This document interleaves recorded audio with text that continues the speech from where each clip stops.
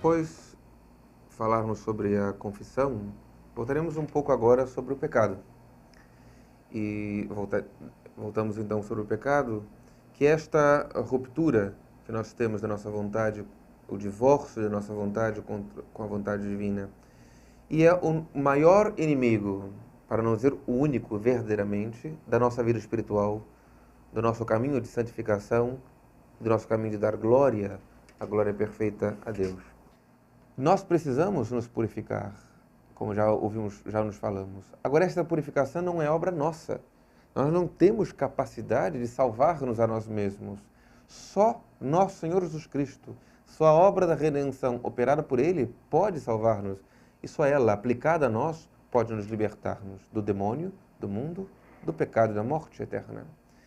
E é isto que uma alma que, por exemplo, não batizada, e começa a entender estas coisas, e percebe que existe um Deus verdadeiro, Criador e Senhor de tudo, percebe que sua vida está no pecado, porque diante da lei deste Deus não está em harmonia, e sabe que não é capaz de sair dela sozinho, a não ser em nosso Senhor Jesus Cristo, e sendo aplicado a elas esta graça, ela precisa do batismo. Ela precisa procurar a igreja e ser batizada. E receber a graça da regeneração, a graça da santificação, a amizade com Deus. Mas, ó dólor, entre os batizados, nós não permanecemos sempre nesta graça. E ao cair no pecado mortal, a alma rebela-se contra Deus de tal maneira que já não tem mais a amizade de Deus consigo. E o que é o pecado mortal? O pecado mortal é aquilo que gravemente ofende-se a Deus, gravemente ofende-se a Deus, com total advertência do que se está sendo feito e o que aquilo significa, e com pleno consentimento da vontade, querendo realmente fazer aquilo. Esse pecado mortal é chamado mortal porque a alma perde a graça em si. É o maior inimigo da vida espiritual. Mas também o pecado que não é tão grave é facilmente perdoável, daí o pecado venial, veni em latim, é perdão, é aquele pecado perdoável, pode ser perdoado de maneira mais simples, por orações, etc., caridade, também mina a vida espiritual e as nossas imperfeições. Na vida espiritual, lutamos então contra o pecado, e este pecado, os pecados mortais e veniais, podem ser cometidos, infelizmente, de várias maneiras. Podem ser cometidos por ignorância. Alguém que peca por ignorância é aquele... Ora, mas para pecar não é necessário advertência? Como alguém pode pecar por ignorância? É verdade. Ninguém pode pecar sem atualmente advertir que o está fazendo. Mas alguém pode ignorar a moralidade de algo quando deveria sabê-lo. E, na dúvida, atua como se nada.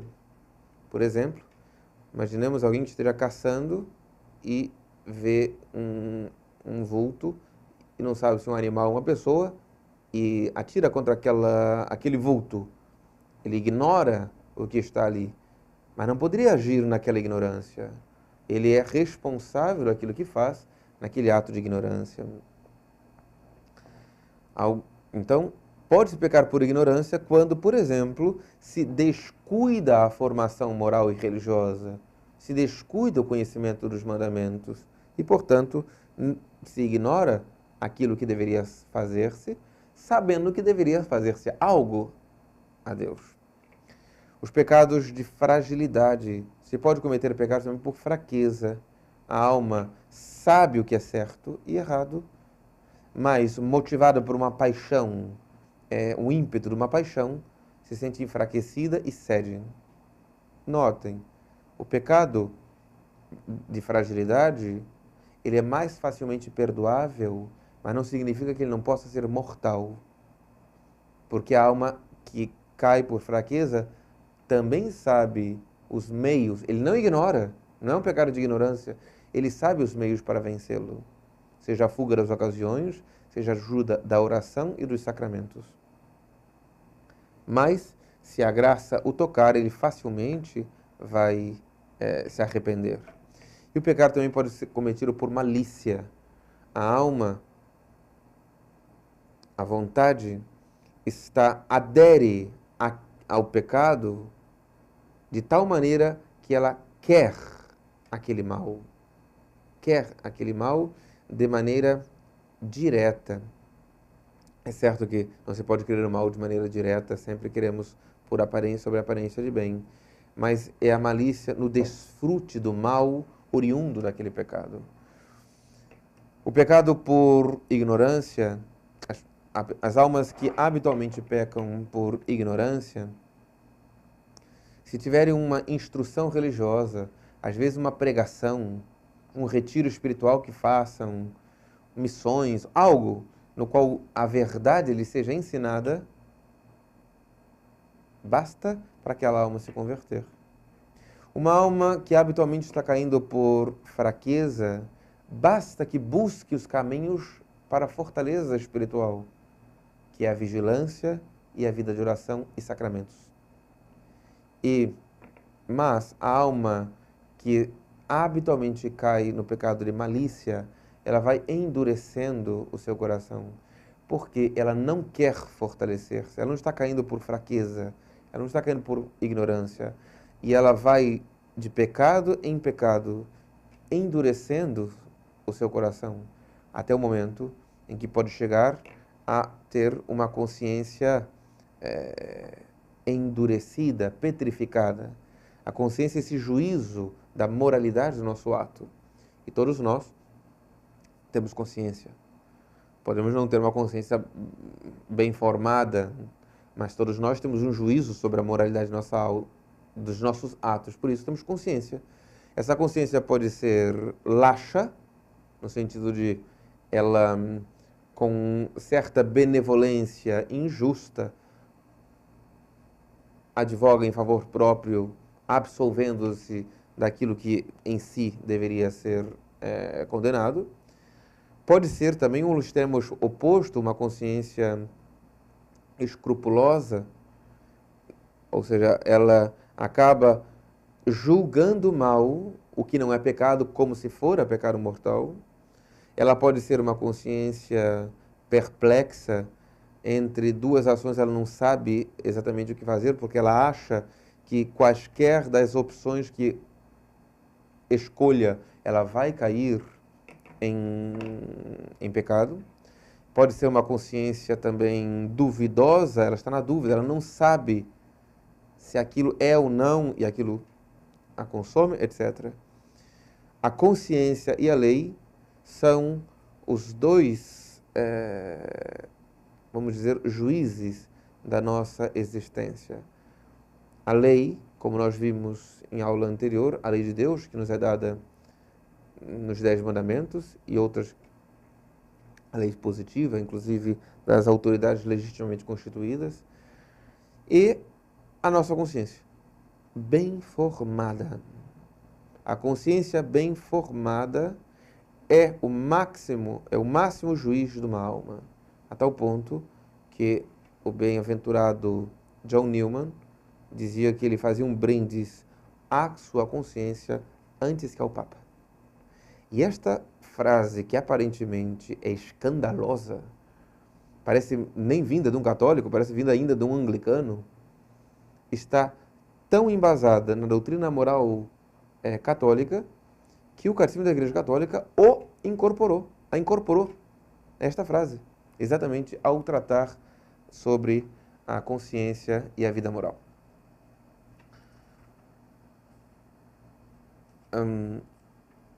O pecado venial, também não sendo um pecado que retira a vida da graça na alma, deve ser combatido porque ele enfraquece a nossa vida espiritual. O padre Rui Marim apresenta 4 efeitos do pecado venial deliberado, ou seja, aquele pecado deliberado é leve, é pequeno, as pessoas dizem os pecadinhos de cada dia, mas com consciência. Ele diz assim: O primeiro efeito do pecado venial deliberado é nos privar de muitas graças atuais. O Divino Espírito Santo quer, a todo momento, iluminar nossa inteligência e convidar nossa vontade à intimidade com Deus. Isso chama-se graças atuais. Essas iluminações da inteligência, esse convite ou fortalecimento da vontade no seguimento do bem ou na fuga do mal, são graças atuais. Quando nós, ainda em pequenos pecadinhos do dia a dia, vamos nos conscientemente cometendo, nós estamos perdendo o direito de receber essas graças atuais. Então a nossa vida, habitualmente, ela vai sendo cheia de pecadinhos, como diz o povo, os pecadinhos de cada dia, quando deveria ser uma constância na recepção de graças atuais para fazermos o que Deus espera de nós. O segundo ponto é que o pecado venial diminui o fervor da caridade. O amor a Deus e ao próximo começa a ficar como que arranhado, empoeirado. Não foi perdido. Só o pecado mortal nos faz perder a graça, nos faz perder o amor de Deus em nós. Mas o pecado venial deliberado e continuado, não lutado contra ele, ele vai como que minando e diminuindo o fervor da caridade. Uma terceira consequência do pecado venial deliberado é que ele aumenta as dificuldades para o exercício da virtude. A alma não está em pecado, mas ela percebe que fica cada vez mais difícil vencer as tentações, mais difícil exercer a fé, a esperança e a caridade, mais difícil viver a humildade, a castidade, a justiça, etc. Ela vai enfraquecendo e aumentando as dificuldades para o exercício da virtude. E por último, predispõe a alma para o pecado mortal. Não é certo também imaginar que um monte de pecados veniais se transforma em pecado mortal. Isso não existe. 1 milhão de pecados veniais não viram pecado mortal. O pecado mortal é um ato deliberado, livre, advertido numa matéria grave. O pecado venial é a ausência de um desses pontos. Se falta um desses pontos, não pode ser pecado mortal. Nem um montão deles. Mas o que acontece é que o hábito dos pecados veniais nos predispõe a pecar mortalmente. Nos predispõe. E por isso, ele é tão perigoso para a nossa vida. A tibieza, nós falaremos isso mais à frente, se Deus nos permitir, é um estado habitual de pecados veniais deliberados. É um dos maiores problemas da vida espiritual após a vitória sobre o pecado. Ou seja, é o pecado daqueles que estão... melhor dizendo, o maior obstáculo para quem está em graça de Deus. É a tibieza. Para quem quer avançar na vida espiritual. Para quem ainda está lutando, é a luta contra o pecado mortal. Vencer o pecado mortal. Sair do pecado mortal. Sair do hábito do pecado mortal. Este é o início da vida espiritual. A alma só tem vida espiritual quando habitualmente vive em estado de graça. Enquanto estamos, tira lá da cá, sai, entra do castelo, ainda não começamos a ter vida espiritual. Este é o primeiro ponto, lutar contra o pecado. Lutar contra o pecado. E na luta contra o pecado, nós encontraremos 3 grandes inimigos de nossa alma. O demônio, que existe, não é um ser fictício feito para assustar criancinhas ou amedrontar almas, consciências mais enfraquecidas, não. Um espírito superior ao espírito humano, que tem como ofício tentar-nos. Essa é a vontade empedernida de Satanás e os anjos que o seguem. Arrancar-nos a vida da graça, levar-nos para o inferno eterno junto com eles. Então, a diferença do que muitas pessoas pensam, que que o mais perigoso do demônio é a possessão diabólica, como é visto em tantos filmes, é a infestação de casas, é a obsessão, como aconteceu na vida de tantos santos. Isto tudo é real. E eu posso atestar em primeira mão que isto é real mesmo. Mas não é o mais perigoso que o demônio, do demônio. Não é a sua ação mais perigosa, nem a sua ação mais atual. A sua ação mais habitual e perigosa é a tentação, é a sugestão para que façamos o pecado, para que omitamos um ato que Deus espera de nós. Ou seja, não obedeçamos a Deus. Isto é o mais perigoso. O mundo que nos seduz, e nos amedronta. Santo Agostinho diz que de duas maneiras o mundo ataca os cristãos, seduzindo e ameaçando. É assim que o mundo faz como inimigo. O mundo entendendo toda a mentalidade não evangélica, anticristã, contra Deus que há no mundo. É a nossa própria carne. Estamos enfraquecidos e tendemos para o mal e para o pecado. O primeiro momento da vida espiritual, ou seja, uma vez que a alma rompeu com o pecado, decididamente, com um propósito firme e recebeu a graça, seja pelo sacramento do batismo, seja pelo sacramento da confissão, a alma então começa a sua vida espiritual.